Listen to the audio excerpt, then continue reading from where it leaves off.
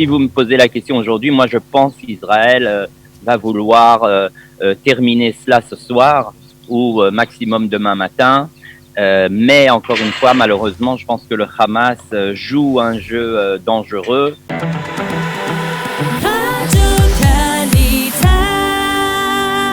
Nivadi, bonjour, Boker Tov. Bonjour.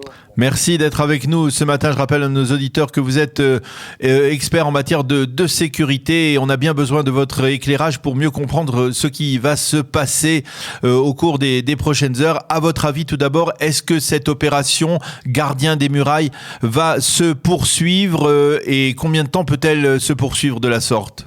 Pour le moment, tous les signes montrent qu'Israël, malgré ses centaines de missiles, n'a pas trop de motivation de continuer ça trop longtemps.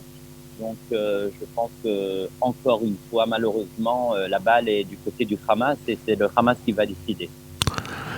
Mais le Hamas décide en fonction aussi de l'intensité, on va dire, des attaques israéliennes et ces attaques israéliennes. Est-ce que effectivement elles ont été massives ? On a parlé d'attaques ces dernières depuis hier soir contre des cibles stratégiques. De quoi s'agit-il lorsque l'on parle d'attaques contre des cibles stratégiques dans la bande de Gaza ? Malheureusement, quand on n'initie pas, je dirais, les attaques en premier, on ne peut pas vraiment attaquer stratégiquement comme il le faut en surprenant l'ennemi. Donc, c'est une autre liste de cibles que celle que, je dirais, l'armée aurait voulu attaquer.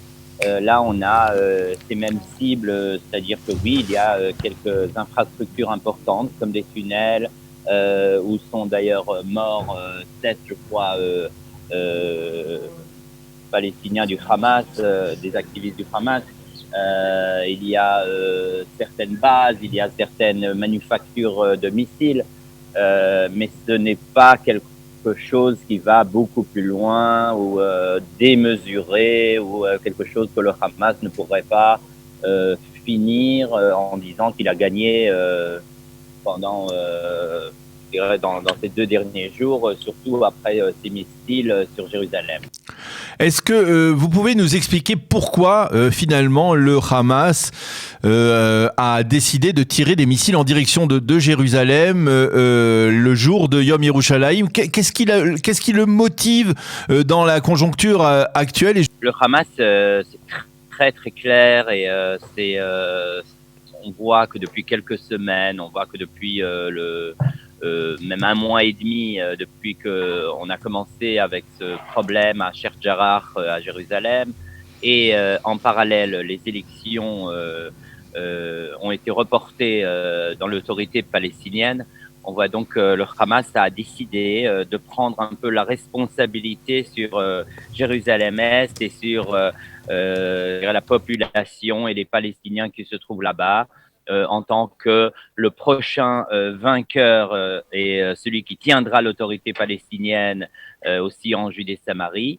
Donc c'est très clair leur motivation et c'était vraiment pour eux, je dirais, un jour très symbolique, une date du jour de Jérusalem, plus ces ultimatums, car tout a chauffé, je dirais, en build-up, vraiment bien synchronisé jusqu'à ce jour-là, puis pour la première fois depuis très longtemps, des missiles sur Jérusalem. Est-ce que on peut dire que les autorités israéliennes ont été surprises par cette, on va dire, cette audace de la part du Hamas, entre guillemets, cette forme de provocation, ou alors est-ce qu'on s'attendait justement à une telle initiative de la part du mouvement terroriste ? Il y a 10 jours, l'armée israélienne et Kochavi voulaient initier une attaque en premier, comme on l'a fait dans l'opération Ceinture Noire. Parce que on savait très bien et l'intelligence montrait très bien que le Hamas chauffe la région et que il faut vaincre au début d'une opération et laisser les choses, je dirais, du côté d'Israël, du contrôle israélien. Malheureusement, cette opération n'a pas été approuvée par la politique, par les politiciens, par les leaders israéliens. Donc, oui, Israël et le Shin Bet et l'armée savaient très bien que les choses se chauffent, et surtout autour de cet entourage de Jérusalem. Dire que hier, l'armée savait que le Hamas allait tirer sur Jérusalem, non, je ne pense pas du tout. Ils ont été surpris. Alors, concrètement maintenant, comment peut-on espérer une sorte de retour au calme? Est-ce que, d'abord, vous voyez un cas de figure où il y a une opération plus massive aérienne, peut-être même une opération terrestre à l'intérieur de la bande de Gaza, ou alors ça va se limiter à ces tirs de l'armée de l'air israélienne contre des cibles stratégiques? Est-ce que l'on peut envisager, est-ce qu'il y a eu ces dernières heures des éliminations ciblées de responsables du Hamas? Est-ce qu'il y a quelque chose qui a changé dans la perspective de l'armée? Je pense que ce qui se passe maintenant derrière les coulisses, je dirais, c'est une tension extrême entre l'armée et les preneurs de décision et ceux qui doivent venir au cabinet de sécurité pour leur proposer des solutions. Et de l'autre côté, ce gouvernement qui est encore en place, où vous avez d'un côté le ministre de la Défense, Benny Gantz, et le Premier ministre, qui ne sont pas du tout alignés pour le moment. Donc c'est très difficile pour moi de vous dire quelles décisions vont être prises. En plus, nous savons, et nous ne sommes pas naïfs, que les intérêts, ou je dirais... c'est dommage de le dire maintenant, après des centaines de missiles, mais il y a aussi des intérêts politiques.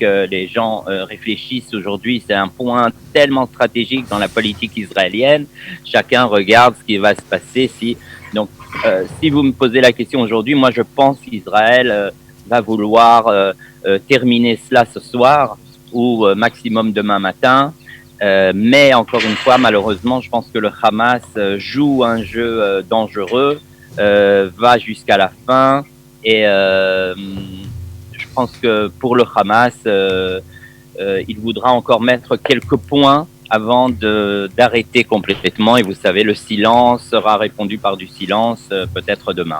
Le Hamas, à votre avis, a gagné des points au sein de la population palestinienne par une telle opération? Est-ce que aujourd'hui, on peut dire que Mahmoud Abbas est plus affaibli encore que jamais? Oui, d'abord, faut comprendre, et c'est malheureux en tant qu'analyste, je dirais, je suis vraiment triste sur ce point, que je dirais c'était une erreur qu'on a fait il y a 11 ans de choisir, c'est le choix israélien qui a mis le Hamas dans sa position aujourd'hui. On aurait pu faire ça complètement autrement.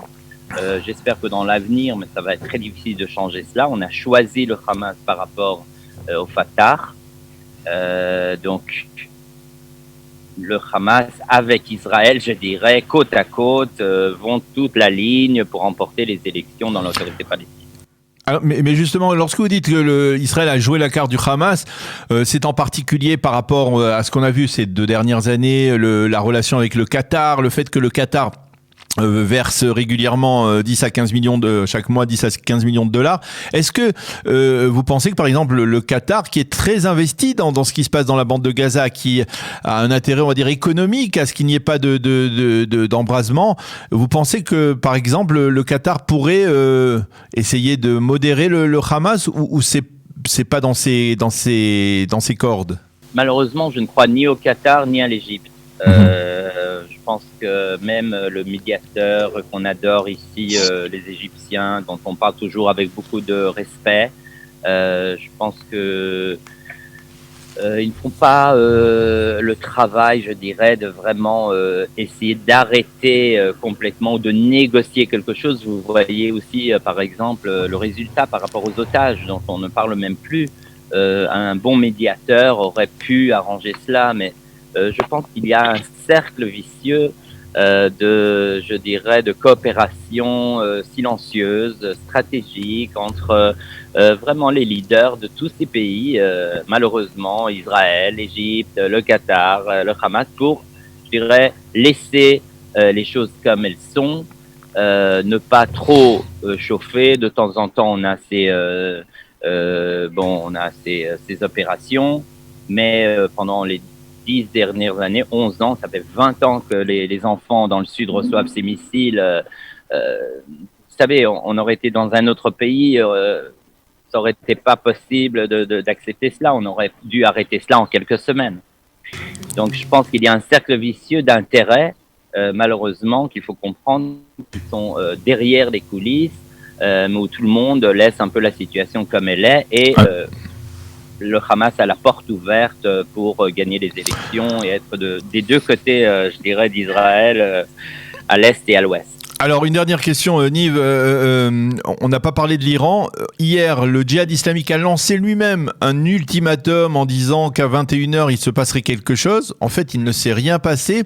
Est-ce à dire que le djihad islamique, que l'Iran ne veut peut-être pas se mêler aujourd'hui de ce qui se passe actuellement? Ou alors, au contraire, est-ce que vous pensez que l'Iran attise la tension en faisant peut-être essayer de profiter de l'occasion pour essayer d'ouvrir un front même dans le nord du pays avec le Hezbollah?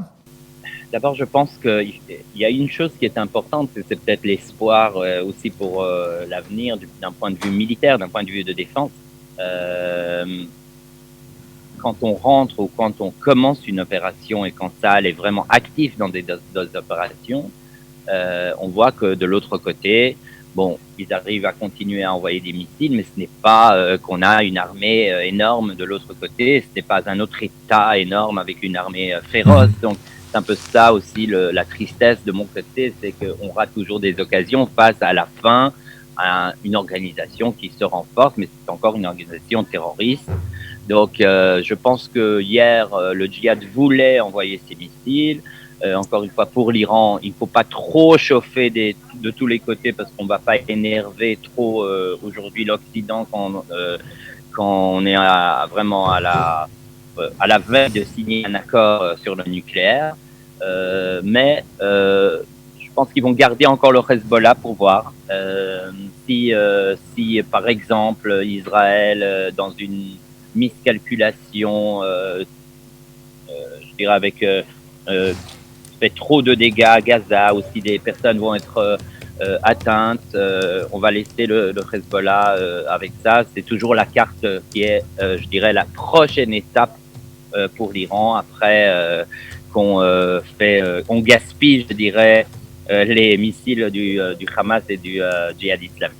Eh bien, Nivadi, merci beaucoup pour tous ces éclaircissements sur la situation extrêmement tendue, bien entendu. Donc encore aujourd'hui avec, on peut le dire depuis hier, près de 200 missiles et roquettes qui se sont abattus sur le territoire israélien. Merci beaucoup d'avoir été avec nous ce matin. Bonne journée. On espère une journée plus calme que la journée d'hier. Merci beaucoup. Merci.